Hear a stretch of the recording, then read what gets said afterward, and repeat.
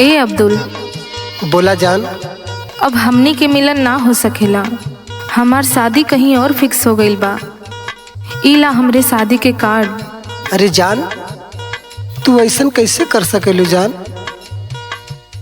जीता हूँ तेरा नाम लेकर, मरने के बाद ये अंजाम होगा। जीता हूँ तेरा नाम लेकर, मरने के बाद ये अंजाम होगा। कफन उठा के देख लेना, मेरे जिस्म पे तेरा नाम होगा। सुना जान। बोला। जब जैबू गोरी हो गवनवा, कफनवा एगो देख के जइहा।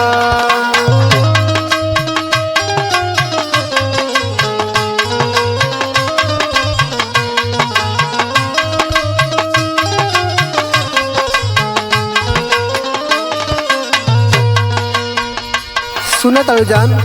हाँ जान, बोला। सुनत तो बानी। जा तू खुश रहा हो, जा तू खुश रहा पिया के अंगनवा, कफनवा एगो देख के जइहा।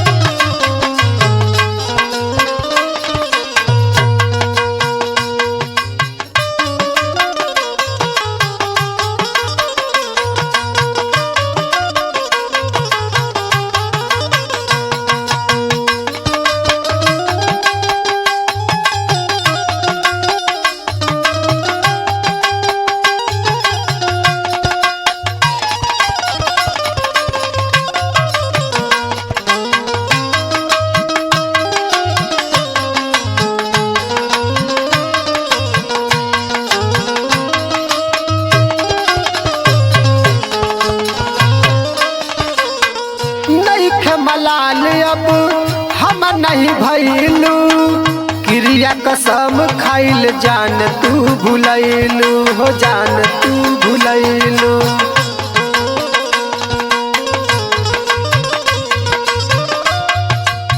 नहीं मलाल अब हम नहीं भइलू, क्रिया कसम खाइल जान तू भुलैलू। भइलू दूसरा भइलू दूसरा के गोरी हो तू धनवा, कफनवा एगो देख के जइहा।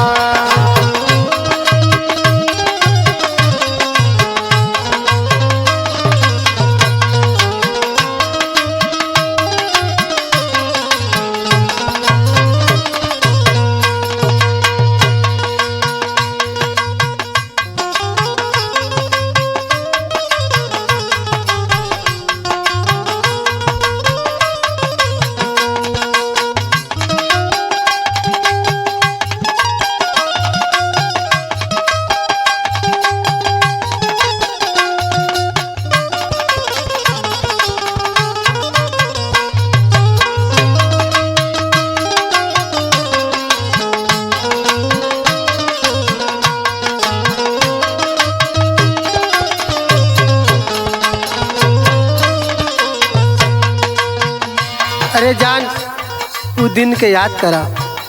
देखा अब्दुल, अब हम कुछ याद ना करब। हमार माई बाबू जवन कहिए अब हम उहे करब। नहीं जानत ना मत रोवा, हमारा आखिरी बात सुन ला, हम का कहतानी। चाय के फुला जैबू पिया के फुलवारी में, हमरा के डाल जैबू जान तू लाचारी में हो, जान तू लाचारी में।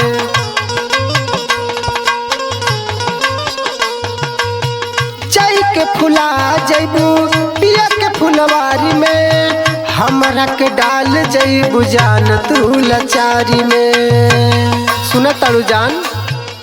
टुकड़ा टुकड़ा हो,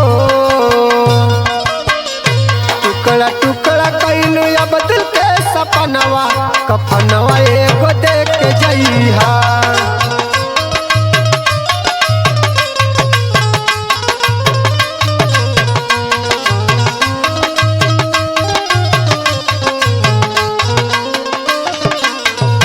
जब जैबू गोरी हो गवनवा, कफनवा एगो देख के जइहा।